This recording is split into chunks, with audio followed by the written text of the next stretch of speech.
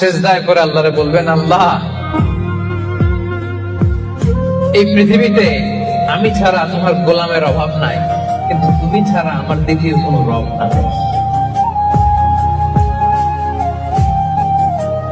চোখের পানি ছেড়ে আল্লাহরে ডেকে বলেন, আল্লাহ এই জমিনে আমি ছাড়া তোমার গোলামের কোনো অভাব নাই, কিন্তু তুমি ছাড়া দ্বিতীয় কোনো রব আমার নাই। তুমি ছাড়া দ্বিতীয় কোনো জায়গায় যাওয়ার সুযোগ আমার নাই।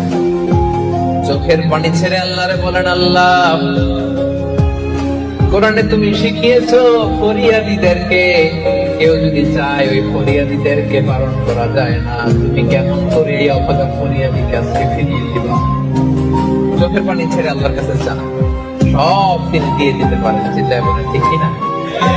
গোটা বিশ্বের সবাই আমাদের যার যা লাগবে সব যদি আল্লাহর কাছে চাই, আল্লাহ যদি সবাইকে সবকিছু দিয়ে দেয়, আল্লাহ বলে আমার ক্ষমতার 1 ইঞ্চিও কমবে না। চিল্লায় বলেন ঠিক কিনা?